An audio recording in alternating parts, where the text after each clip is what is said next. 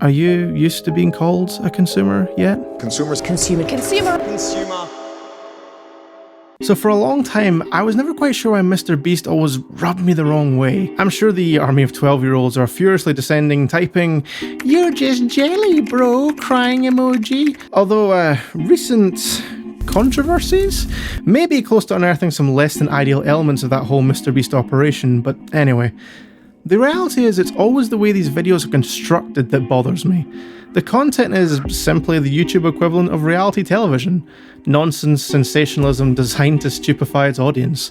No, it's the drive behind them to be the most popular YouTuber and what that's resulted in that worries me. In 10 years, YouTube's going to be bigger than television ever was for culture, in America at least. I don't think people really understand just how, to be one of the top creators on the biggest social media platform, and that will also be the biggest in 10 years. During that whole time, the amount of value and how crazy that is. In essence, Mr. Beast was, by his own admittance, a man obsessed with becoming the biggest YouTuber. His creative goals were therefore the same as that of the YouTube algorithm itself: to keep you watching. The algorithm doesn't care what you watch, nor does it care if you actually enjoyed it or whether your brain felt like mush. It just wants you to watch.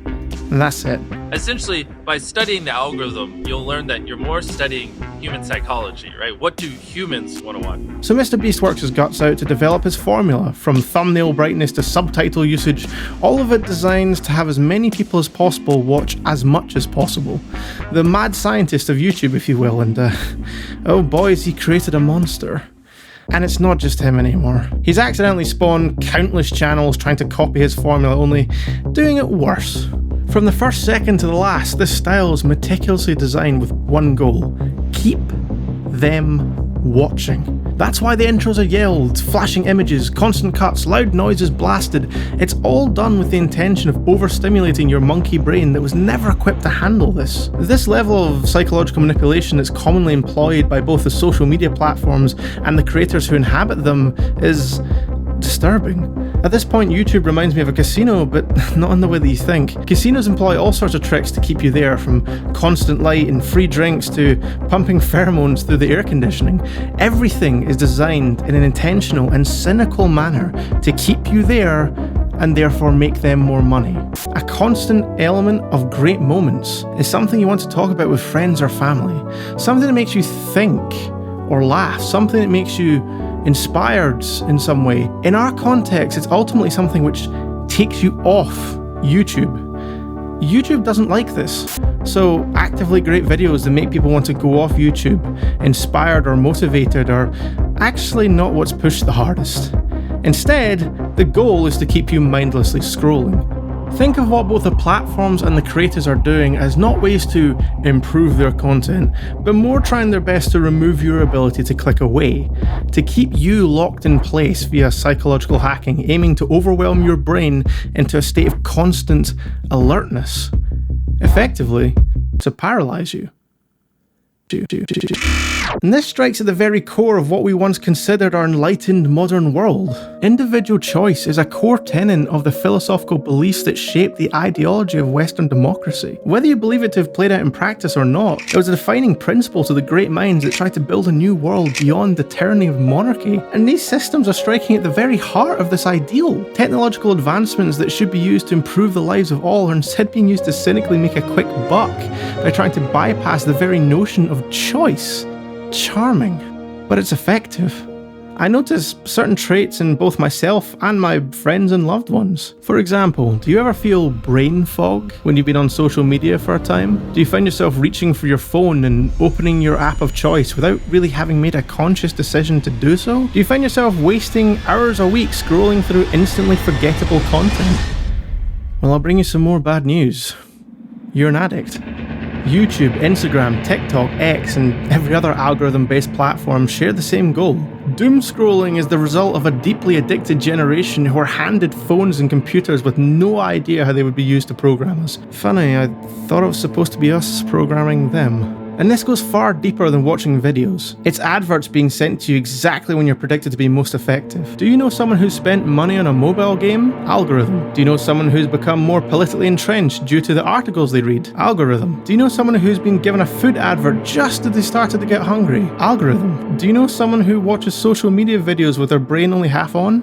It's all the same cycle. The amount of data collected on us is staggering, and it allows models to predict all kinds of things about us, and will increasingly allow even more invasive collection of data in order to feed more algorithms. For example, insurance companies are training models to adjust your insurance premiums based on recent events in your life. In the modern version of capitalism, privacy is the sacrifice we make to be allowed the rights to live in our society. No bad day will go untaxed. An insurance bump for an angry drive, a betting advert for a drunken sports watch, an AI partner for the lonely person. Every negative emotion will just be another chance for you to be exploited by the code that's always trying to find new ways in to make your life better, of course.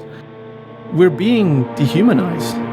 Distorted from the people with souls to data points to consumers. So when I look at Mr. Beast, I don't see what many millions of subscribers do. I see another soulless corporation trying to milk money and time out of your life for their ends. And what are Mr. Beast's ends?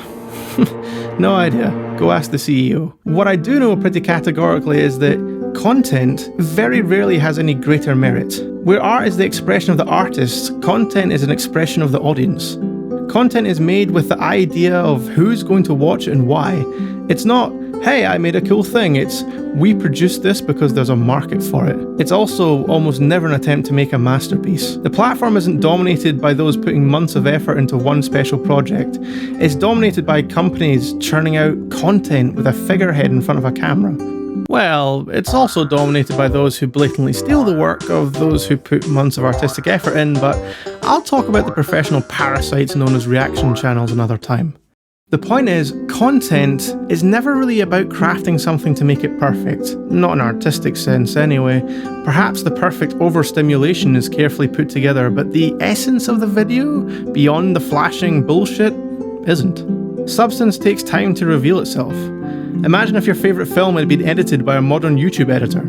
Not you, John, you're lovely. Can you imagine how surgically its soul would be removed? Today I put 12 angry men in a room and made them decide if a man should get the death sentence. It's not about being great, it's about being good enough. Great isn't efficient. Great takes time, passion, soul. Good enough can be done on a schedule. Good enough can keep the algorithms happy with your channel. Good enough can build a brand. The important bit is packaging it in a way that will keep people's exploitable brains hooked, not what lies beneath that packaging. In other words, content is a product. You are the consumer. As much as the adverts fund the content, you'll then get manipulated into purchasing decisions or spending your time based on where the algorithm directs you, which funds more content to please the algorithms. It's a vicious little cycle designed just for you, consumer. If you're feeling the desperate urge to get out of this cycle, then I'd like to welcome you to the club. The story of my life to this point could be described as the boy who was trying to escape. I always hated feeling trapped, always hated feeling like a rat in a maze, wasting the little life I have for someone else's design. So much so that when life circumstances led me to a rather good job opportunity, I had a breakdown in a week. I still think of it as an allergic reaction of my brain to the circumstances it found itself in. But how do you escape when there's nowhere to go? The inevitable path of the world seems locked into this system that you hate. The reasons that you once held to run from a certain job or certain lifestyle now eat away every corner of what you look at, an endless decay slowly claiming everything it touches, including you. I recognise that in how I think about YouTube. Think of a title and a thumbnail before you make a video. Make channels stick to specific brands of content. Maybe I thought that by making my own videos across various channels that I was finding a way out. From other life circumstances and difficulties I was, but I'm absolutely a cog in this machine, helping to perpetuate its continued existence through an ever-increasing urge to become successful by the judgment of numbers.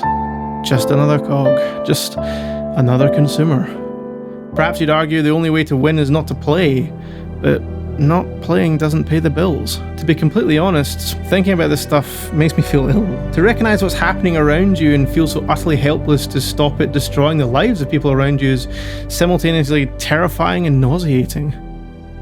There's one quest early on in Baldur's Gate 3 that has you go to a picturesque coastline where you come to realize it's actually a putrid swamp. It's always tempting to look around when thinking about things like this for something to equate your thoughts to. Perhaps I feel it gives an air of legitimacy to my work if somebody else said something vaguely similar. Maybe I can quote, "A man chooses a slave obeys" from Bioshock, and it will better help me convey what is so deeply wrong with the way we're being treated. I like good YouTube videos, but I hate YouTube. I love music, but I hate the music industry. Hell, I even like the concept of certain elements of finance, but I hate the finance industry. It seems the more I learn about various aspects of the world, the more I find the same poison slithering through the veins of various industries. An inevitability rather than a coincidence? I find myself trying to seek refuge in corners that feel somewhat clean. People who feel like they're not part of this cycle, people who seem to just share stuff that they're interested in. And you know what's really sad? It leads me back to YouTube. In the olden days, the commoner was a tool of the local elite. Now you're a tool of the algorithm.